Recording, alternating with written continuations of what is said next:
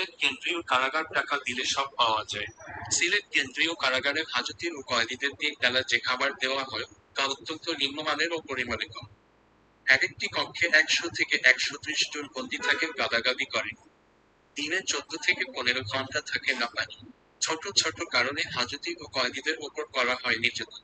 এভাবে একদিকে সাধারণ বন্দীদের চলছে অমানবিক কারাবাস, অন্যদিকে চিত্রটা আরো ভয়াবহ। সন্ধ্যার পর কারাগারের ভেতরে চলে অবাধে মাদক সেবন। প্রভাবশালী 200 থেকে 300 বন্দীর কাছে রয়েছে মুঠোফোন। এছাড়া অসুস্থতা ছাড়াই হাসপাতালের শয্যায় আসে কাঁদছে অনেক স্বচ্ছল বন্দির দিন। সম্প্রতি 2 জন কয়েদি ও 1 জন হাজতি কারাগার থেকে মুক্তি পাওয়ার পর প্রথম আলোর কাছে এসব অভিযোগ করেছে। এছাড়া গত 1 সপ্তাহে আদালতে হাজিরা দিতে আসা অন্তত 25 জন কারাবন্দীর সঙ্গে আলাপ হয়েছে এই প্রতিবেদনে। তাদের বক্তব্যে সব অভিযোগের সত্যতা মিলেছে। শহরতলির বাদাঘাট এলাকায় সিলেট কেন্দ্রীয় কারাগারের অবস্থান। কারা কর্তৃপক্ষ জানিয়েছে, 2000 বন্দীর ধারণ ক্ষমতা সম্ভব নয়। কারাগারে বর্তমানে 2613 জন বন্দী আছেন। কথা বলে 28 জন বন্দী ও হাজতি বলেন, অনিয়ম যেন ধরা না পড়ে সেজন্য কারাগারের ভেতরের অধিকাংশ ক্লোজড সার্কিট ক্যামেরাও বিকল করে রাখা হয়েছে। তবে সব অভিযোগ অস্বীকার করেছেন জেলার সাখাওয়াত হোসেন। তিনি প্রথম আলোকে বলেন, এখন এই রকম কোনো বিষয় নেই। অবাধে মাদকের কেনাবেচা। কারাগার থেকে মুক্তি পাওয়া 3 জন নাম প্রকাশ না করার শর্তে বলেন, প্রতিদিন সন্ধ্যার পর কারাগারের ভেতরে অনেক বন্দী অবাধে মাদক সেবন করেন। কয়েকজন কারারক্ষীর নিযুক্ত কয়েদিরা ইয়াবা ও গাঁজা বিক্রি করেন। এর বাইরে আদালতে হাজিরা দিতে গিয়ে অনেক হাজতি স্বজনদের কাছ থেকে মাদক নিয়ে আসেন। তিনি 3 জনের 1 জন বলেন, মূলত জৈন্তাপুরের যাবজ্জীবন দণ্ডপ্রাপ্ত কয়েদি মুহিব মিয়া ও ব্রাহ্মণবাড়িয়ার যাবজ্জীবন দণ্ডপ্রাপ্ত নাসিরের নেতৃত্বে মাদকের বেচাকেনা চলে। প্রতিদিন 400 থেকে 500টি ইয়াবা সেবন হয় কারাগারে। একেকটি ইয়াবা বড়ি 250 থেকে 400 টাকায় বিক্রি হয়। এর বাইরে অনেক বন্দী প্রকাশ্যে গাঁজা সেবন করেন। 200 থেকে 300 প্রভাবশালী বন্দীর ব্যক্তিগত সংগ্রহে মুঠোফোন রয়েছে উল্লেখ করে তিনি বলেন, এসব মুঠোফোন তারা সার্বক্ষণিকভাবে নিজেদের কাছে রাখে। তারা নিয়মিত বাসায় যোগাযোগ করেন। এমনকি কারাগারে বসেই ব্যবসার কাজ সারেন মুঠোফোন।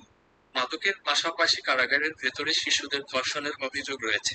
সদ্য মুক্তি পাওয়া ওই ব্যক্তি বলেন, সংশোধনাগারে থাকা শিশু ও কারাগারের নতুন আসা হাজতিদের 2 থেকে 3 হাজার টাকায় মাসভিত্তিক চুক্তিতে কারারক্ষীরা পুরনো কয়েদির কাছে থাকার সুযোগ করে দেন।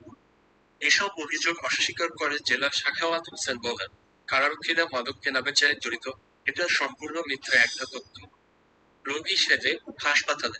সদ্য মুক্তি পাওয়া 2 জন কয়েদি প্রথম আলোকে বলেন, কারাগারে একটি কক্ষে 100 থেকে 130 জন বন্দী রাখা হয়।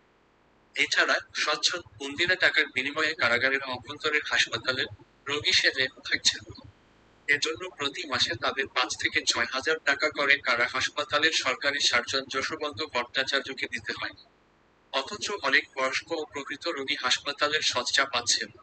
তবে অভিযোগ অস্বীকার করে যশবন্ত ভট্টাচার্য প্রথম আলোকে বলেন, 165 শয্যার হাসপাতালের এখন 95 থেকে 96 জন বন্দী চিকিৎসাধীন।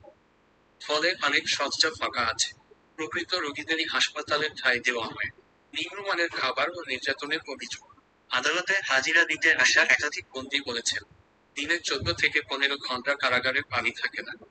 হাজতি ও কয়েদিদের 3 বেলা যে খাবার দেওয়া হয় তা অত্যন্ত নিম্নমানের। পরিমাণেও খুব কম।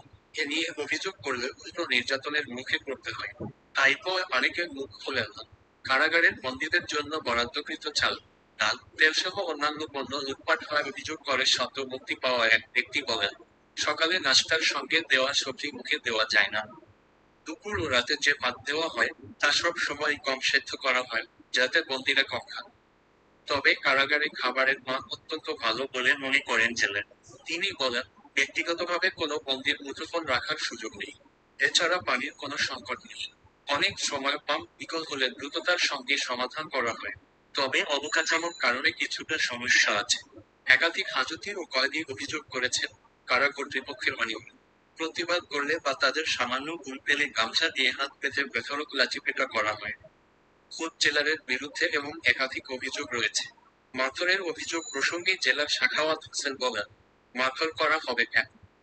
কারাবিধি অনুযায়ী যেসব শাস্তি প্রয়োগ করা দরকার, নিয়ম অনুযায়ী সেসবই করা হয়।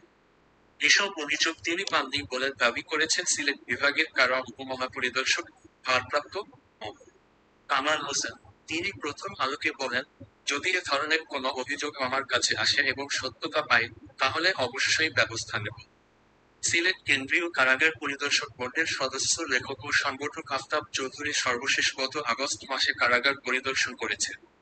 তিনি প্রথম আলোকে বলেন, কারাগার সংশ্লিষ্টদের উপস্থিতিতে বন্দীরা ভয় আমাদের কাছে সমস্যা ও সংকটের কথা বলতে চান না। এরপরও কিছু অভিযোগের বিষয়ে সত্যতা পেয়েছে। মাদক সেবন, খাবারের নিম্নমান, বন্দীদের কাছে মুঠোফোন থাকা, কারা হাসপাতালের অন্তত ৭৫% রোগী সুস্থ, এসব বিষয়ে তথ্য পেয়েছে। তবে ধর্ষণের বিষয়ে কোনো অভিযোগ পায়নি।